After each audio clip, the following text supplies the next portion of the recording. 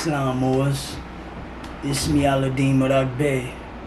Anamın Wen Morocco the Maghreb, Medikish, Turtle Island, the North Gate, Islam. I'm with the Moorish National Republic Federal Government, Moorish American Consulate, the direct lawful heir to the world's largest estate, true beneficiary and true creditor, Islam. Alright, today we're going to just speak loosely about nationality and about birthrights. Now, your nationality, what that does is connect you to a nation, and it would have a fixed flag, and it would have territory that's indigenous to that nation. And so, Moors, we must know that our nationality have been taken by your consent, unknowingly. And so what that did was remove you from your bloodline, and it removed you from your pedigree. And then Europeans get to claim you, and that's why you're using their family surnames today, like Smith, Jones, Johnsons, Lewis's. Those, as soon as you claim to be that, automatically they already know that you caught up under their spell. And so you must proclaim and declare your nationality on the record and for the record, and make it clearer for the record that you are now in your proper person. You are now following the ancient customs and traditions of your ancient forefathers and foremothers, and that you are also returning the cognomens back to their family of their pedigree. And so what you pretty much have to do is render unto Caesar's what is Caesar's. You have to give Caesar back their names. You must give them back their culture. You must, which is a dead culture, but you must give it back. And you do that by way of nationality and proclaiming and declaring your nationality for the record. And when a people is politically dead, spiritually dead, economically conquered, the first thing that they do to clear the record up is nationalize. So you must nationalize, but it's a inside job. Nationality starts in your mind, so you must know the history of your nation, and so you will be able to exercise freely, knowing that you know the customs, you must know the law that connects to your bloodline, and you will be able to navigate easy. You want to let this bloodline nationality thing come off your skin. You know, when you do it right, you're not going to need any pieces of paper or anything. You're not going to even need a national ID. These things, it helps, but when you do it right, you're just going to be filled, your body going to be filled with your bloodline and your pedigree, and they can easily know who you are, from a free man or to a man who's enslaved.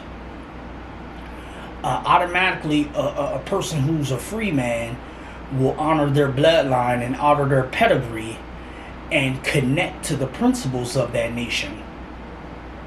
As soon as you say you black or you Negro or you colored or you African American, Indian, because Indian is a tag as well.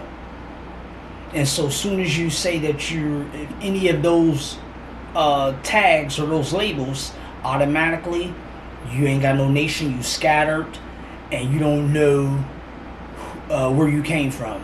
And so people can now colonize you, because if you don't know who you are, you can't enforce anything. Peoples of nations and nationalities are enforcing their law and enforcing their principles off of their ancient forefathers and foremothers. And so people need to know how this applies in society. How when you go to the standards of your nation and your nationality, you would have embassies and you would have a consulate, just like a Nigerian or Sierra Leone or German or Irish or Belgium or Dutchland or Switzerland. You get where I'm going now? these people have these people have a nation, and they have a mother to go home to. The black Negroes and coloreds that's here in America, they have a nation as well, but they use these Negro marching leader guys. They use these guys to keep promoting black, Negro, colored, African American as if it means identity, or as if it has some legitimacy in the world, but it doesn't. It's really a slave status. And so when people say I'm black or I'm Negro or I'm colored, African American, automatically they just cast a spell on themselves, and it puts them back under the Christian Black Codes of 1724.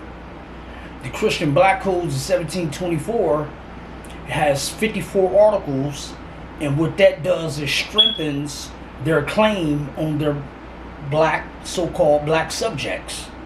And so you have to be careful how you speak in society, because the way in society they use language as a cast, and to see who is not a part of their corporate colonial operation and who is.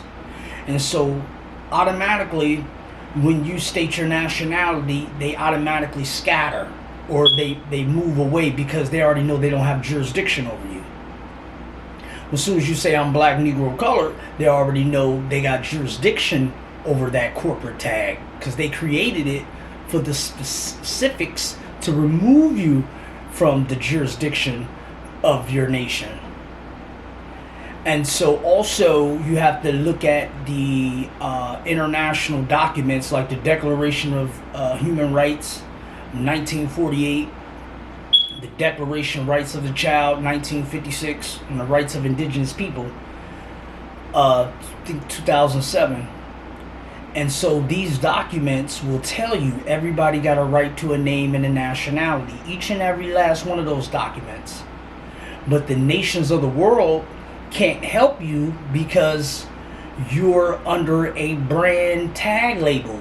You are in dishonor of your bloodline. And so you must confess your own. You must render unto Caesar what is Caesar. You must give them back their names and proclaim and declare for the record your bloodline, your pedigree. You see where I'm going with this? And so it's really not hard. It's just realizing that on the surface it looks like it's identity, because people fell in love with it because they keep promoting it as if it's an identity. But it's a corporate colonial subject status. And as soon as you open up your mouth, they automatically know that you are either a subject or you're either a free man. And see, that's why when you look in society, they don't go after, you don't see them shoot down no Chinese people. You don't see them shoot down no Germans or no Nigerian people. All you see them is shoot down is people that's claim to be black, Negro, colored, which is their property because they claim to be that. And so thus you speak it, thus it is.